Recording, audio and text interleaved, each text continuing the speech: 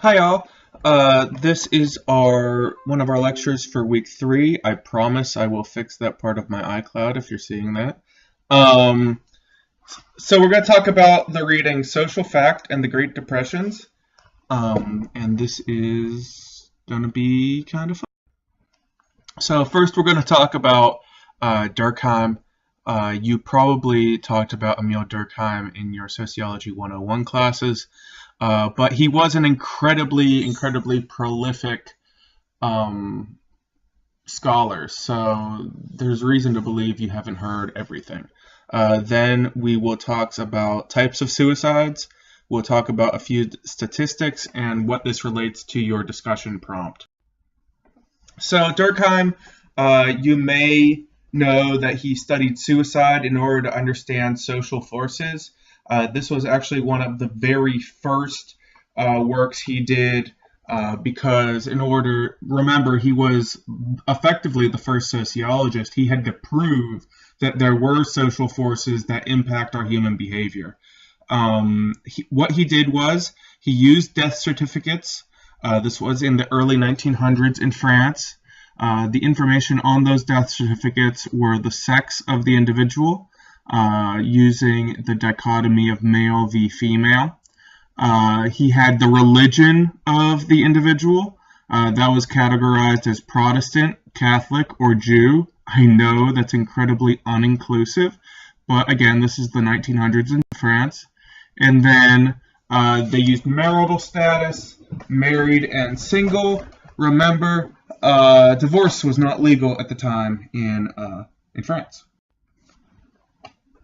So these were his findings.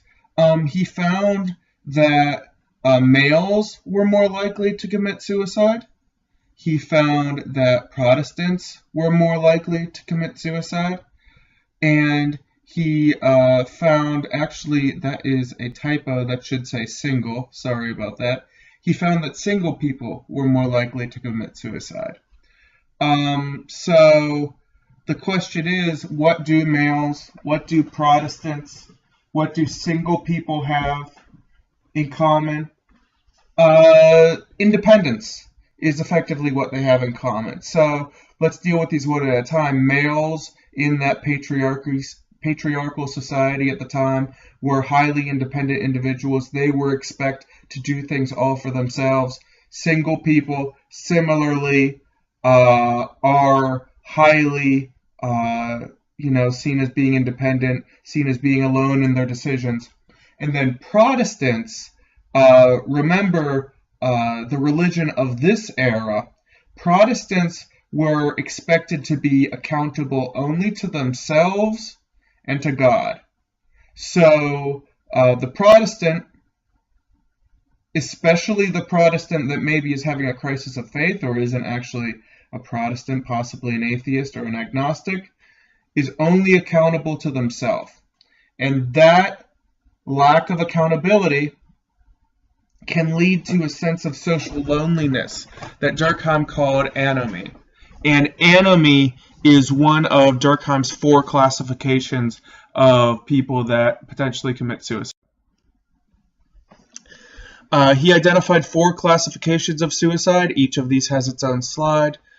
First are anomic suicides. Second are altruistic suicides, and both of those have similar underpinnings. Then we have egoistic suicide and fatalistic suicide, and those two are connected as well. So suicides that are based on the structure of society are anomic or altruistic. So the anomic suicide is the type of suicide that a person commits when they lack community or social connection. So basically there's no one to stop the person from committing suicide, and they feel that they are disconnected from everyone.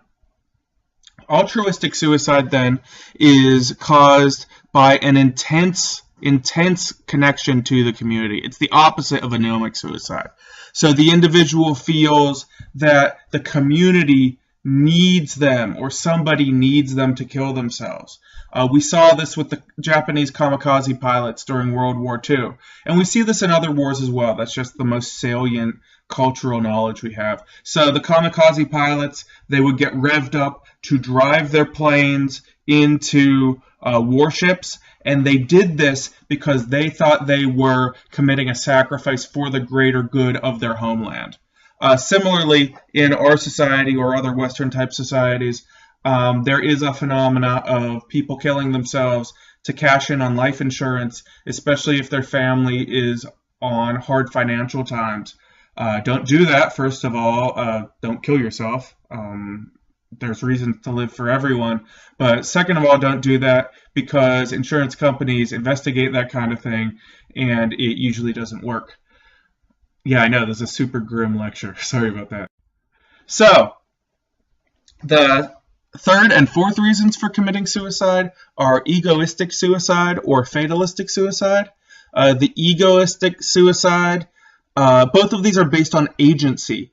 Social agency is what sociologists call the ability of people to make decisions for themselves. So we have either social structure that tells us what to do, or we have social agency that tells us what to, that it's us telling ourselves what to do. It's effectively social independence. So egoistic suicide, the individual feels too important or too critical, and then that narcissist effectively fails at something.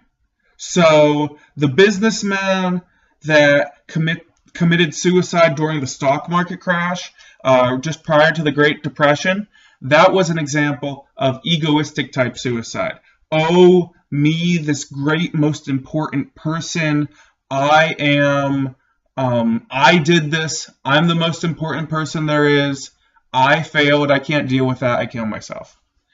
Fatalistic suicide, then, is the opposite of that. The fatalistic person committing fatalistic suicide feels there is no escape, feels that they aren't important, and feels that they can't do anything to change their lived situation.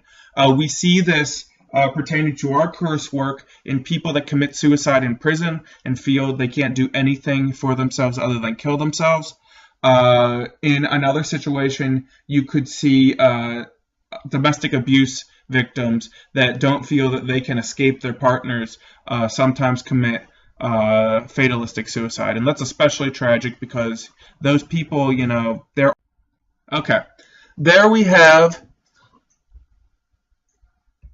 suicide rates in the United States. This is 2009 data. It's not the most up-to-date, but it is it's up-to-date enough. If I were to see 2016 data, I would be shocked if this was different really in any way. This kind of stuff doesn't change that much.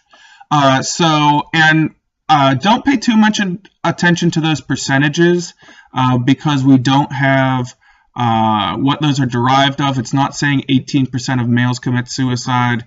It's just, it's a ratio that's not defined on this chart. So just trust that 18 is more than 4.5. So we see that males commit suicide more often than females, and that backs up Durkheim's hypothesis of independence.